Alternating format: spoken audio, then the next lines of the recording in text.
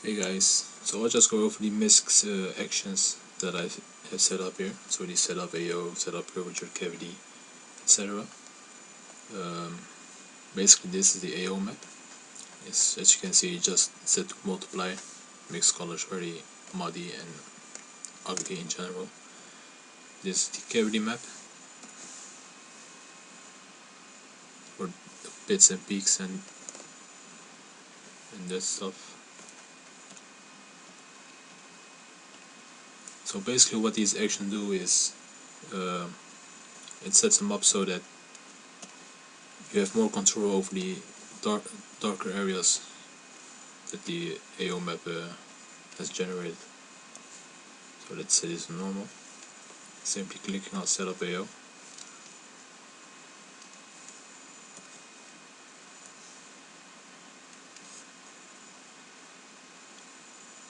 And as you can see, you have more control over the darker areas. There's more color, more saturation, and you can fine tune this to whatever you like. So let's say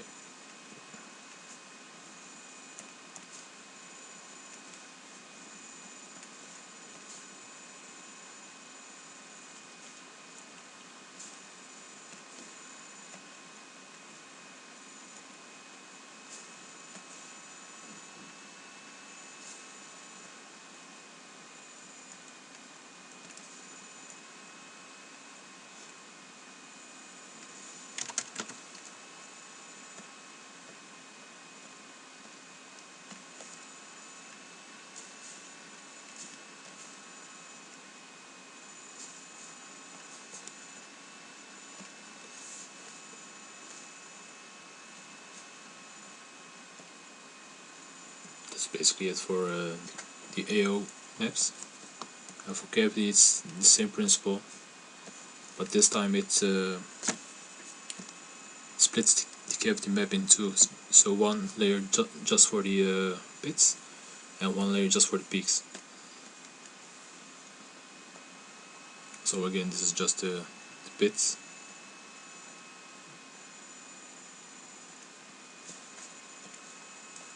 Sec. Something like, yeah. I didn't do it properly.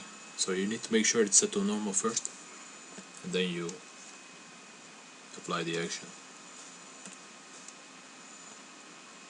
So this one's basically the same as the AO. Now we do the same, but this time for the peaks.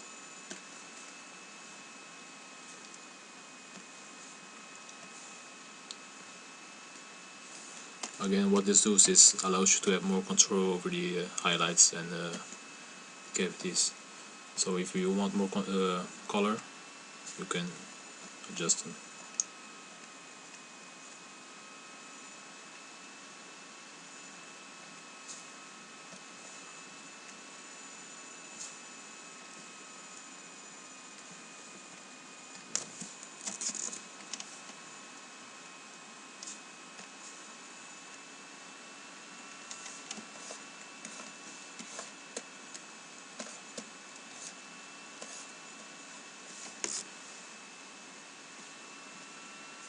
So yeah, that's basically it.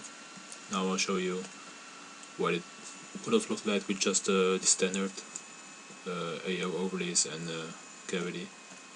So let's say this to multiply, this one to overlay.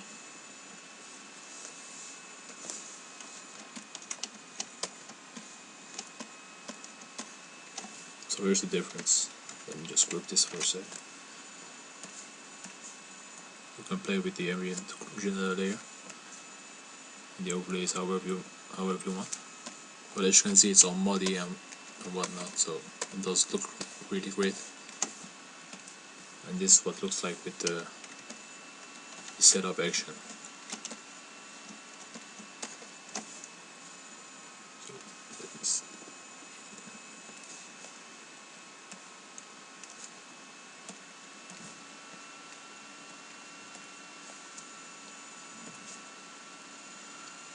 So again, this is with the standard AO overlays, and this is with the actions that I set up.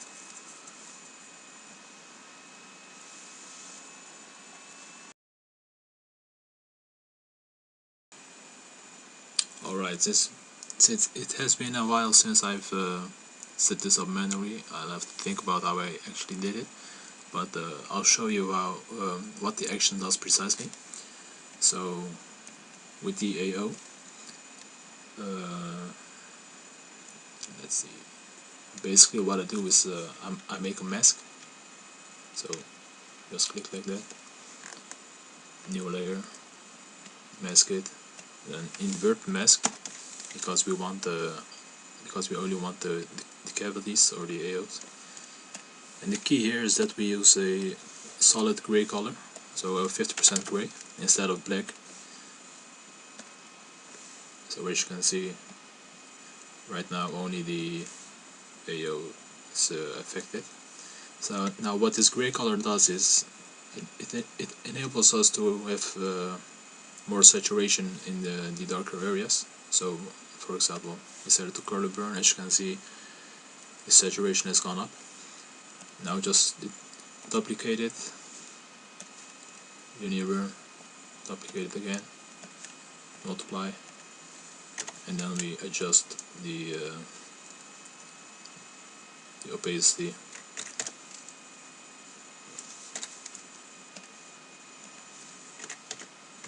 So yeah, that's basically what it does. Let's see.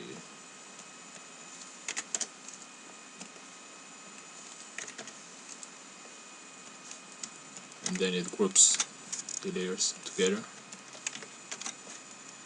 If it won't. So it groups layers together. That's basically it for the AO. The cavity is basically the same setup as the AO, but instead it splits. But instead it splits the map in two. So like this. Let's duplicate this first. Levels 128. So we only have the cavity and not the highlights. And then we again we make a mask, new layer, mask, invert the mask. So as you can see, I forgot 50% gray. So as you can see, it only has the cavities. So it's the same setup, linear burn, 6%, duplicate, color burn, 30%, duplicate, multiply, 10%, and there you have it. This is it for the cavity. So as I said, it's basically the same as the AO setup. So like you can see, it has more color in it, more saturation. It's more brownish instead of a muddy gray color.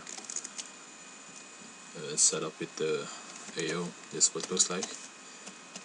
And the curvature edges is also pretty much the same, but instead of multiplying and color dodging, it's linear dodge and screen and that stuff. So let's do that also. Let's duplicate this. Levels. This time we inverse the levels, so we only have the highlights. And the same stuff. We make a mask, new layer, mask, fill it with 50% gray. So like you can see, only the highlights. And then we do the same, linear dodge, 6%, duplicate, color dodge, 30, multiply, then, and we group it again, so we have the edges with more color saturation.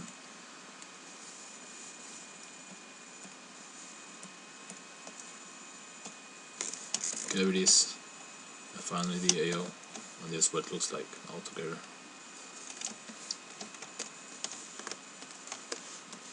So yeah, there we have it.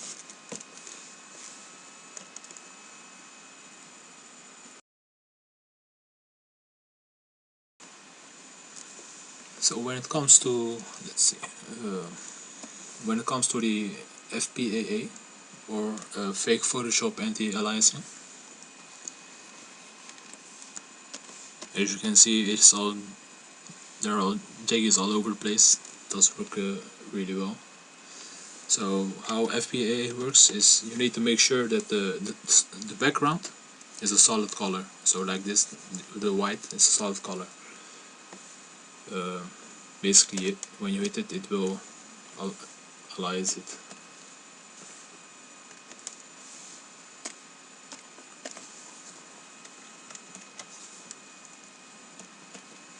So this is the alias version, and this is the jaggy version. Also, because it makes a mask, you can modify the edge however you like it. So if you're not satisfied, you can just go over it and paint it yourself to make it more smooth, like this.